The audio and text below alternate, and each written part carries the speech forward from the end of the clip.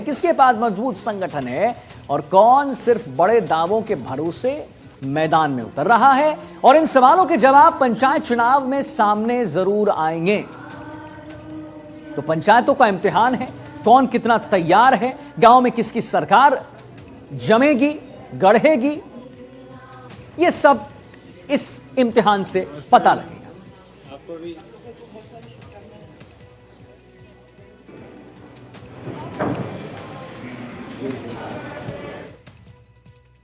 अब जैसे हमने बताया आपको दोस्तों कि यहां पर सरगर्मी जो है तेज है, तो पार्टी भी जो है उनके तरफ से अलग अलग प्रतिक्रियाएं भी आ रही हैं। क्या कुछ कहा है बीजेपी के प्रवक्ता ने और क्या कुछ कहा है कांग्रेस की ओर से, क्या कुछ कहा गया है, यानी मदन राठौड़ साहब ने क्या कहा है और गोविंद सिंह डोटासरा साहब ने क्या कहा है, वो आप एक बार को सुना देते।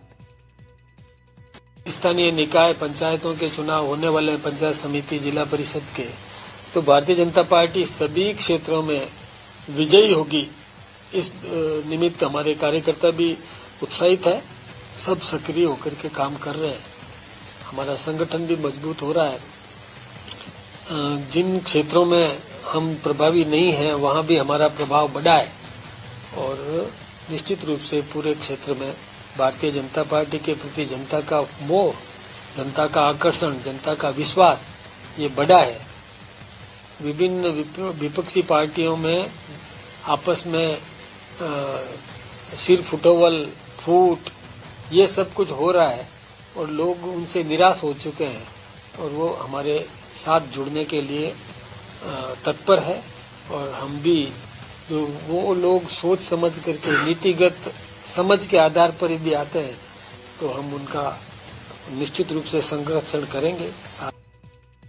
राज्य निर्वाचन आयोग ने राज्य सरकार की अभिशंसा से ही वो पंचायत राज के चुनाव करवाने के लिए, जब कोर्ट ने कह दिया तो काम कर रही है। तो जनवरी 2025 की वोटर लिस्ट उनके लिए मान्य करके वोटर लिस्ट का काम 19 जनवरी को इनको या 25 जनवरी को पूरा करना है। और दूसरी तरफ एसआईआर की जो वोटर लिस्ट है जिसमें 40 लाख के लगभग नाम कट रहे हैं, वो वोटर लिस्ट आएगी फरवरी में।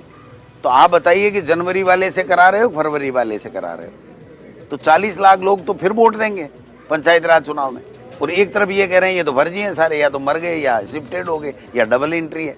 तो ये समझ में नहीं आ रहा इनके कि करना क्या है। तो पंचायत का इम्तिहान है और कौन कितना तैयार है, इसी को लेकर अब हमारे साथ कुछ गेस्ट जुड़ेंगे। होनहार सिंह राठौड़ को मैं स्वागत उनका करना चाहूंगा, प्रधान है केकड़ी के अजमेर से, और हमारे साथ संदीप कलवानिया जी हैं, प्रवक्ता हैं कांग्रेस के।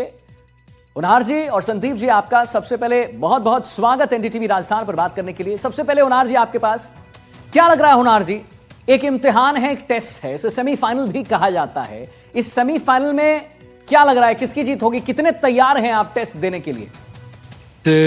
गलत वो हो रहा है। संदीप कलवानिया भारतीय जनता पार्टी से। जो 2 साल में जो काम हुए हैं, जो पिछले सरकार जो 5 साल में नहीं कर पाई, वो हमारी सरकार ने 2 साल में काम कर दिए हैं। चाहे युवाओं के लिए आप 1 लाख से ज्यादा 1.5 लाख की उन्होंने भर्तियां निकाली, वो भी पारदर्शिता से।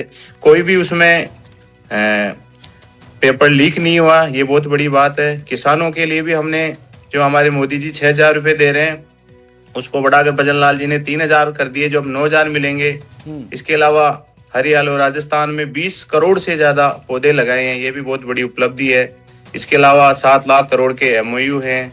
इसके अलावा हमारी सरकार ने भ्रष्टाचार पर सख्त और अपराधों में कमी आई है। कमी आई है, आप ऐसा कह रहे हैं। संदीप जी, आपके पास जरा चलना चाहूंगा, कितने तैयार इस बार आप? क्या कहना है? सेमीफाइनल है,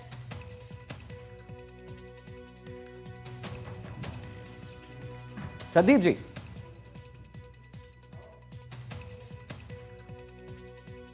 संदीप जी, आवाज आ रही है आपको? हाँ पे वीरेंद्र शर्मा हूं, भारतीय।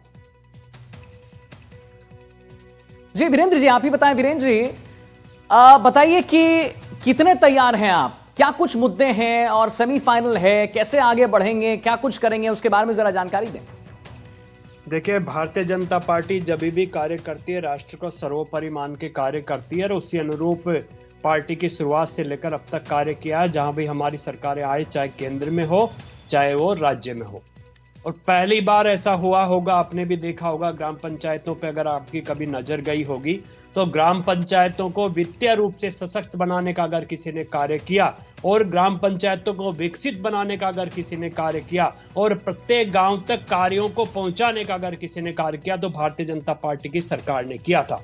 माननीय वाजपेयी जी को याद करेंगे तो सभी गांव को सड़क से जोड़ने का कार्य अगर किसी ने किया, ग्राम सड़क योजना के माध्यम से माननीय अटल बिहारी वाजपेयी जी ने किया, जो भारतीय जनता पार्टी के प्रधानमंत्री थे। उसके बाद सभी ग्राम पंचायतों को ऑप्टिकल फाइबर से जोड़ने का अगर किसी ने कार्य किया तो माननीय वाजपेयी जी की सरकार ने किया, और सभी ग्राम पंचायतों को वित्तीय सशक्त बनाने का अगर किसी ने कार्य किया, भारतीय जनता पार्टी की सरकार ने किया था। और उसके बाद जब 2014 के बाद नरेंद्र मोदी जी की सरकार आई तो ग्राम पंचायतों को विकसित बनाने के लिए, आदर्श ग्राम पंचायतें बनाने के लिए, और सबसे बड़ी जो समस्या थी एक स्वच्छ भारत अभियान के माध्यम से सभी ग्राम पंचायतों को खुले में शौच से मुक्त करने का अगर किसी ने कार्य किया तो भारतीय जनता पार्टी की सरकार ने किया, नरेंद्र मोदी जी की सरकार ने किया। और वर्तमान जो राजस्थान में भारतीय जनता पार्टी की सरकार है उसने एक लक्ष्य बनाया है कि हमारी ग्राम पंचायतों तक सभी योजनाओं का पैसा सही से पहुंचे और वहां योजनाओं की सही क्रियान्विति हो। पहली बार ऐसा हुआ 2025 में कि 50 लोक कल्याणकारी ऐसी योजनाएं जो केंद्र सरकार की है उनमें सर्वश्रेष्ठ अगर कोई राज्य आया तो राजस्थान आया। तो राजस्थान सरकार ने ग्राम पंचायतों के माध्यम से वह सभी कार्य क्रियान्वित करवाए जो पिछली कांग्रेस की सरकार नहीं कर पा रही थी और जो विकास के कार्यों में पिछड़ रही थी। आखिर ऐसा क्या हो गया कि भारतीय जनता पार्टी आते ही सब कार्य हो गए और भारतीय जनता पार्टी योजनाओं में सर्वप्रथम के माध्यम से राजस्थान योजनाओं में सर्वप्रथम आ गया? सिर्फ और सिर्फ एक ही था, क्योंकि हमारा जो नेतृत्व है वो ईमानदारी रूप से कार्यों को करना चाहता है, गांव तक विकास कार्यों को पहुंचाना चाहता है, और हमारा लक्ष्य एक ही है, विकसित भारत। और विकसित भारत कब बनेगा? जब सभी ग्राम विकसित बनेंगे। अभी एक अच्छी योजना हम केंद्र सरकार पुनः सुदृढ़ीकरण किया है योजना का, नरेगा का, जी राम जी योजना। कांग्रेस को तो उसी में समस्या है, जबकि हम क्लियर कह रहे हैं कि गांव को विकसित बनाने के लिए, गांव को आत्मनिर्भर बनाने के लिए योजना कार्य करेगी। लेकिन कांग्रेस अभी भी राजनीति में उलझी हुई है, क्योंकि आजादी के बाद तक उन्होंने सिर्फ राजनीति के अलावा कुछ नहीं किया। गांव में भी उन्होंने राजनीति की, जबकि भारतीय जनता पार्टी में मैंने तो एक एक योजना बताई आपको कि किस माध्यम से हमने गांव को स्वाभिमान भी उनका सुरक्षित रखा। आता हूं मैं तुरंत आपके पास आता हूं, तुरंत आता हूं आपके पास। आप बिल्कुल सही कह रहे हैं। होनार जी में हमारे साथ लगातार जुड़े हुए हैं। होनार जी, क्या आपको लगता है कि अगर सेमीफाइनल को बिल्कुल फाइनल तक ले जाना है, सेमीफाइनल में बिल्कुल अच्छे नंबर लाने हैं, तो फिर महिलाओं की भागीदारी और युवाओं की भागीदारी को बहुत बढ़ावा, उसमें बढ़ोतरी करनी होगी? मैंने आपको पहले बताया था कि युवा सब देख रहा है। जो पिछले 5 साल में जो कांग्रेस सरकार ने जो भर्तियां निकाली थी आरपीसी के माध्यम से, उन्होंने 18 पेपर लीक, 18 से भी ज्यादा पेपर लीक हुए, और हमारी सरकार के आने के बाद 200 से भी ज्यादा भर्तियां हो गई, लेकिन एक भी पेपर लीक नहीं हुआ। और क्या लगता है सर आपको कि जो भी हार जीत का फैसला होगा आने वाले चुनाव में, उसका कितना ज्यादा असर पड़ने वाला है?